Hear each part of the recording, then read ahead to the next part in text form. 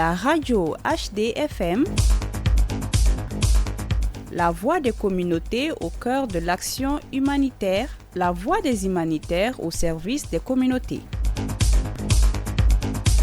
C'est l'heure de votre journal en français. Bonjour à toutes et à tous et bienvenue dans ce journal sur la radio Humanité et Développement HDFM. Les titres: Koulikoro, la Croix-Rouge malienne au cœur d'une initiative de résilience communautaire. Tombouctou, la jeunesse mobilisée pour le paiement des impôts et taxes. Et à présent, le développement de ces titres dans votre journal. La radio HDFM. À Koulikoro, le lancement officiel des activités de mise en œuvre des plans d'action communautaires, ici de l'évaluation améliorée de la vulnérabilité et des capacités, FK, marque une nouvelle étape dans le renforcement de la résilience des populations. La cérémonie s'est tenue ce mardi 14 avril 2026 à l'occasion du démarrage des travaux de curage de caniveaux en présence des autorités administratives, des responsables de la Croix-Rouge malienne, de ses partenaires et des acteurs communautaires. D'un coût global de 16 millions de francs CFA, ces activités concernent 27 villages et se dérouleront du 14 au 30 avril 2026. Elles visent à faire face aux risques sanitaires, environnementaux et humanitaires identifiés par les communautés elles-mêmes à travers le processus FK. Cette intervention s'inscrit dans le cadre du projet RISE financé par la coopération italienne et traduit une volonté commune d'agir de manière concrète pour améliorer l'hygiène, prévenir les maladies et renforcer durablement la capacité de réponse des communautés. Un reportage de Bibata Mamotouré depuis Koulikoro. C'est dans la cour de la mairie à Koulikoro que s'est tenu le lancement officiel des activités du projet de résilience communautaire, une initiative portée par la Croix-Rouge malienne en collaboration avec ses partenaires, visant à améliorer les conditions de vie dans 27 villages de la région. Ces actions prévues du 14 au 30 avril 2026 portent notamment sur l'assainissement, dont le curage des caniveaux, afin de prévenir les risques sanitaires. Les autorités communales saluent une action qui répond à des besoins urgents en matière d'assainissement et de santé publique. Monsieur Aliou Tamboura, maire de la commune de Koulikoro. C'est un moment très plaisant pour nous, autorités de Koulikoro. Le fait que la Croix-Rouge est venue au moins nous aider à faire le curage des caniveaux à l'intérieur de la ville est vraiment beaucoup plus confortable pour nous. Ce n'est pas la première activité qu'on a eu à organiser en relation avec la Croix-Rouge. Ils nous ont beaucoup appuyés dans beaucoup de domaines, à savoir Koulikoro, la pénurie d'eau était beaucoup plus important à Koulikoro. La Croix-Rouge nous a vraiment offert pas mal de forages à l'intérieur de la ville. Ils nous ont vraiment aidé aussi à prendre la souffrance des démunis. Et aujourd'hui, ils sont là pour sauver des vies. Quand je dis sauver des vies, il s'agit du curage des caniveaux. Nous savons tous que les inondations créent beaucoup de difficultés pour nous, autorités locales. Donc vraiment, on ne peut que les remercier pour tout ce qu'ils ont eu à faire à l'intérieur de la ville de Koulikoro. Et c'est une satisfaction au nom de toutes les autorités koulikoroises. Je sais que d'autres domaines seront touchés par la Croix-Rouge. On les accompagne dans le cadre de la sensibilisation. Les familles qui sont dans les abords de la route seront sensibilisées, puisque beaucoup de ces familles-là ont eu à obstruer ces caniveaux en mettant des bétons sur les caniveaux. Nous les accompagnons pour au moins faire des sensibilisations afin de détruire ces bétons-là pour que la canalisation puisse au moins être fluide. Je pense que c'est beaucoup plus visible puisque les engagements qui ont été tenus ce matin sont vraiment beaucoup plus réconfortants. Et nous demandons à la population vraiment de les accompagner, de les aider afin que ces défis-là puissent être vraiment relevés. La Croix-Rouge malienne met ici l'accent sur une approche communautaire en impliquant directement les populations bénéficiaires. Dr Boubacar Niaré, chef du département gestion des risques et catastrophes de la Croix-Rouge malienne, est également revenu sur les objectifs du projet, ses principales actions ainsi que les résultats attendus pour renforcer la résilience des communautés. La Croix-Rouge malienne, fidèle à ses statuts et aux principes fondamentaux du mouvement Croix-Rouge et Croissant-Rouge, agit en qualité d'auxiliaire des pouvoirs publics dans le domaine humanitaire.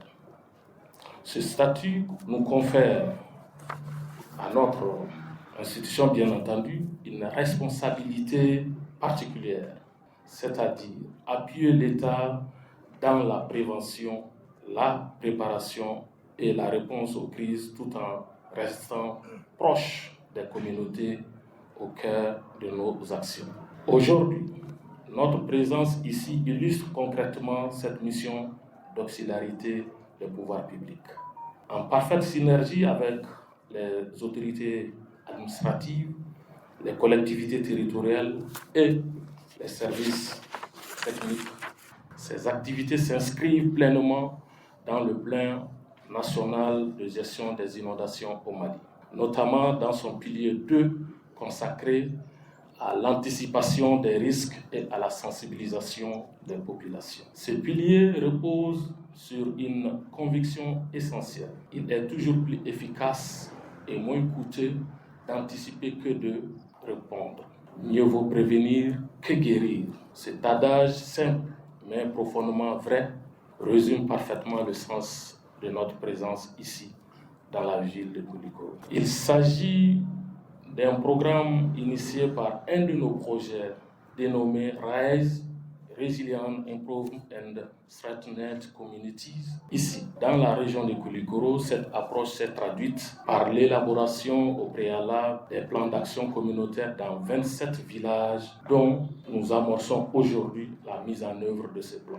Oui, les activités qui seront lancées aujourd'hui répondent directement aux défis identifiés, notamment la sensibilisation communautaire. Nous comptons informer les populations sur les risques d'inondation et sur les maladies. Ce coût total s'élève à 16 millions de francs CFA. Mais pour ce programme, ça c'est une des activités seulement que je viens de parler. Mais ce programme est un programme de 2 ans qui est sur un financement de 425 millions de francs CFA. Nous le faisons en collaboration avec la Fédération internationale de Croix-Rouge, des sociétés nationales de Croix-Rouge et Croissant-Rouge, sous le financement du gouvernement italien. Selon le préfet, cette action vient renforcer les efforts de l'État dans la prévention des crises et la protection des populations. Monsieur Djibi Diawara, préfet central de Koulikoro. Quand tu lis ça, soulager la souffrance partout et toujours.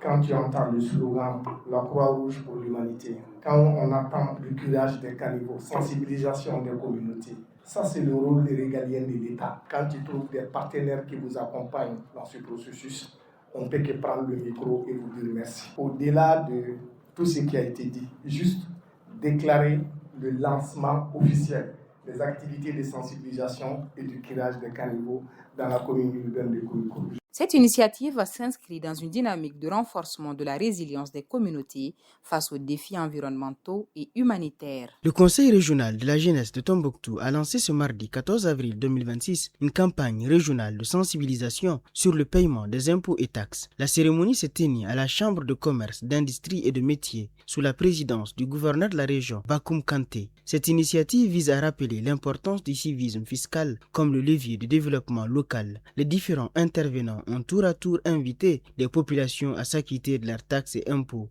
pour contribuer à la construction de la région. Un reportage de Hamid Draman depuis Tombouctou. Ce mardi 14 avril 2026, la Chambre de commerce, d'industrie et des métiers de Tombouctou a servi de cadre au lancement officiel de la campagne régionale de sensibilisation sur le paiement des impôts et taxes. La cérémonie était présidée par le gouverneur de la région, le contrôleur principal de police, Bakoum Kanté, en présence des autorités locales, des leaders de jeunesse et de nombreux acteurs de la société civile. Portée par le Conseil régional de la jeunesse de Tombouctou, cette campagne vise à rappeler à la population que le paiement des taxes et impôts constitue un levier essentiel pour le développement durable, mais aussi un acte de citoyenneté au service de la collectivité. Dans son intervention, la première vice-présidente de la délégation spéciale de la commune urbaine de Tombouctou, Mme Haïdara Diahara Touré, a insisté sur le rôle central des recettes fiscales dans le financement du développement local. Votre présence massive témoigne de l'urgence et de la noblesse de la cause qui nous réunit aujourd'hui. Le lancement officiel de la campagne régionale de sensibilisation sur les paiements des taxes et impôts. Permettez-moi tout d'abord de saluer et féliciter chaleureusement le Conseil régional de la jeunesse pour cette initiative citoyenne, responsable et porteuse d'avenir. Le paiement des taxes et impôts n'est pas seulement une obligation légale, C'est avant tout un acte de citoyenneté. C'est grâce à ces contributions que nos collectivités peuvent financer les infrastructures essentielles, améliorer les services sociaux de base, soutenir l'éducation, la santé et promouvoir le développement local. C'est pourquoi cette campagne de sensibilisation est fondamentale pour nous, la mairie. De son côté, le président du Conseil régional de la jeunesse de Tombouctou, M. Ahmadou Narba, a souligné le rôle déterminant de la jeunesse dans la promotion du civisme fiscal et de la citoyenneté responsable. Camarades jeunes, refuser de payer, c'est freiner le développement de Tombouctou. Oui, c'est freiner le développement du Mali. Donc ici à Tombouctou, personne ne veut pas refuser de payer. On va tous payer parce que nous voulons tous le développement de la région de Tombouctou. Et refuser de payer, c'est accepter de dégrader des routes, des écoles mal équipées, des services publics et inefficaces. Voici ce dont qui n'est pas le choix de Tombouctou. Donc nous allons accepter de payer pour prouver ici le contraire de tout ce qui est dit. Au contraire, payer, c'est participer à la construction de sa commune, sa région et de son pays. Encourager la justice sociale, à renforcer les services publics et montrer l'exemple aux générations futures. Chers camarades jeunes, les changements commencent par nous. Les changements commencent par nous. Les changements commencent par nous, jeunes. Président de la cérémonie, le gouverneur de la région de Tombouctou, le contrôleur principal de police Bakoum Kanté, a salué cette initiative du Conseil régional de la jeunesse. Il a invité les populations à s'impliquer davantage dans le paiement des taxes et impôts indispensables à la réalisation des actions de développement dans la région.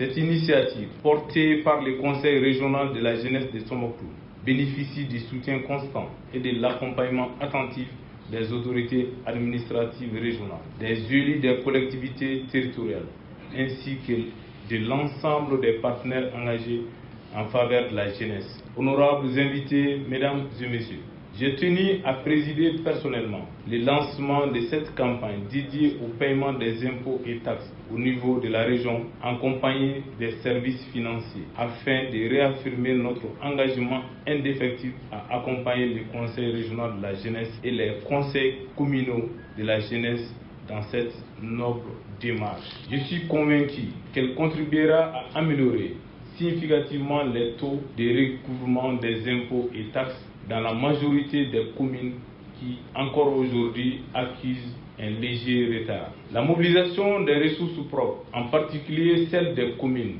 s'impose comme une nécessité absolue. Elle conditionne en effet la capacité de nos collectivités à répondre de manière efficace et efficiente aux besoins essentiels en services sociaux de base de nos concitoyens. À travers cette campagne, les initiateurs entendent renforcer la conscience citoyenne autour de la fiscalité et encourager une plus grande adhésion des populations, car au-delà d'une simple obligation, payer ses taxes et impôts, c'est aussi contribuer concrètement à la construction et à l'avenir de Tombouctou. Suivez maintenant les brèves sur Radio Humanité et Développement.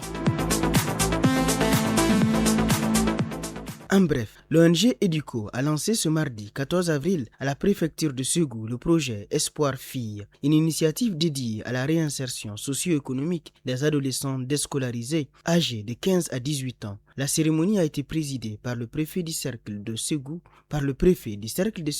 M. Alou Diarra, en présence des autorités locales et des partenaires du projet. Dans son intervention, le préfet a salué une action en phase avec les priorités nationales en matière d'éducation et d'inclusion sociale. Dans sa phase pilote, le projet accompagnera 50 jeunes filles à travers des formations et des activités de renforcement de capacités en vue de favoriser leur autonomie et leur insertion dans la vie active.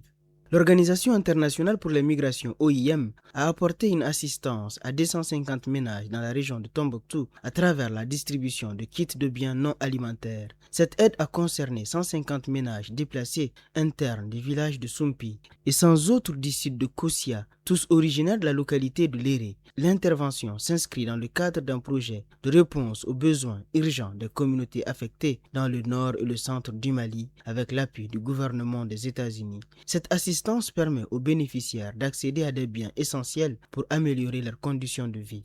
La 14e réunion de la commission tripartite entre le Mali, le Burkina Faso et le Haut-Commissariat des Nations Unies pour les réfugiés HCR s'est achevée ce 15 avril à Bamako. Les parties ont réaffirmé leur engagement à accélérer le rapatriement volontaire des réfugiés dans les conditions de sécurité et de dignité. Les échanges ont permis de faire le point sur les avancées tout en identifiant des défis persistants, notamment sur les plans logistiques et sécuritaires. Parmi les principales recommandations figurent le renforcement de la coordination, l'harmonisation des données ainsi que l'organisation des visites d'information pour les réfugiés. La prochaine réunion est prévue le 13 octobre 2026 au Burkina Faso. Regard sur le monde, suivez les actualités internationales sur Radio Humanité et Développement. Actualité internationale. Réfugiés soudanais au Tchad menacés par des coupes d'aide. Plus de 1,3 million de réfugiés soudanais au Tchad font face à une réduction drastique de l'aide humanitaire en raison d'un déficit de financement de plus de 400 millions de dollars. Seuls 4 réfugiés sur 10 reçoivent une assistance, avec des impacts graves sur l'accès à l'eau, à la nourriture et aux abris. Guerre au Soudan, aggravation de la crise humanitaire. 3 ans après le début du conflit, la situation continue de se détériorer. Des millions de personnes déplacées, plus de 17 millions de femmes et filles en besoin d'aide. Difficultés d'accès humanitaire à cause de l'insécurité. Les agences de l'ONU appellent à faciliter l'accès à l'aide et à renforcer le financement. Sécurité alimentaire appelle urgent à financer l'agriculture. La FAO alerte que des millions de ménages pourraient être soutenus avec des investissements relativement modestes, semences, intrants. Objectif, prévenir les famines plutôt que réagir aux crises. C'est ainsi que s'achève cette édition de votre journal sur la radio Humanité et Développement HDFM. Merci de l'avoir suivi. Restez à l'écoute de nos programmes sur les ondes et retrouvez-nous également sur nos différentes plateformes digitales. Cette édition vous a été présentée par Yeya Bouré avec la mise en onde assurée par Josier Terra. À très bientôt sur la radio Humanité et Développement HDFM. La radio HDFM